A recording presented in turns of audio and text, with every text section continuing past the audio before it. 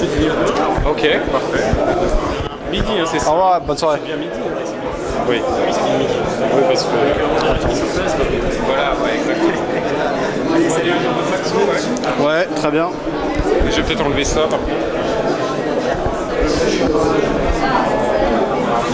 Alors, ton poste chez Saxo, là, c'est analyste... Financier. Analyste financier. Voilà. Très bien. Ok, bonjour à tous, nous sommes ici au Salon d'analyse technique 2014 avec Christopher Dembick qui est analyste financier chez Saxo Bank. Bonjour Christopher. Bonjour Fabien. Oui, c'est bien ça. Donc Christopher, on vous a retrouvé tout à l'heure dans une analyse sur les devises lors d'une conférence. Oui. Est-ce qu'il y a des choses précises sur lesquelles vous vouliez rebondir et sur lesquelles vous voudriez insister actuellement? Alors par rapport notamment à l'euro USD, je pense qu'il faut être très prudent avec les effets de politique monétaire qui vont arriver. On est sur une paire qui est plutôt en phase descendante sur le moyen long terme, mais c'est vrai qu'on pourrait avoir un excès, une impulsion haussière autour des 1,40. Donc vraiment prudence sur l'euro USD. Si vous avez des positions, le conseil qu'on peut donner, c'est peut-être d'alléger en attendant justement de voir la BCE qui va passer cette semaine, la semaine qui vient. Très bien, donc c'est un des grands rendez-vous, effectivement, même lors de ce salon, j'entends plusieurs personnes me parler de ça. C'est vraiment la semaine prochaine qu'on aura un point majeur qui pourrait inciter ou impacter les marchés significativement pour une durée à moyen terme. Idéalement, la BCE devrait agir la semaine prochaine, mais là je vous parle d'idéal. Mais concrètement, il est probable en fait que Mario Draghi reste sur le forward guidance, qu'il essayera d'ajuster avant d'éventuelles mesures qui vont intervenir dans les mois à venir. On le voit quand même, on est en période de déflation dans certains pays périphériques.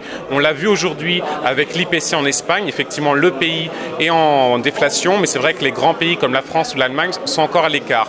Donc la BCE a une marge de manœuvre pour intervenir et on ne peut pas attendre de réelles mesures concrètes lors de la réunion de la BCE ce jeudi. Très bien, on suivra ça avec intérêt. Est-ce qu'il y a d'autres paires, soit des majeures ou peut-être plus exotiques, sur lesquelles vous voudriez nous donner votre point de vue?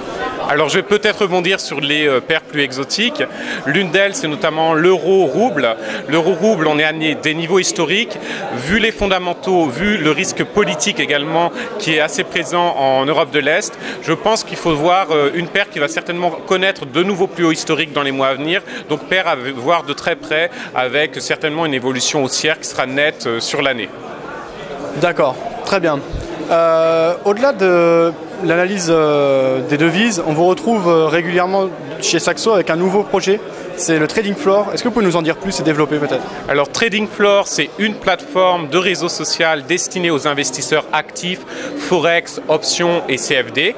C'est une plateforme donc, qui est développée par Saxo Bank France. Vous pouvez avoir accès sur cette plateforme notamment à des idées de trade par notre équipe, mais également il y a une version qui va être mise en place. On va pouvoir suivre les traders actifs sur tradingfloor.fr. Donc je vous conseille d'aller sur ce rendez-vous. On a également, pour avoir des analyses techniques, un point marché tous les matins à 9h. C'est le Market Call qui est animé par moi-même.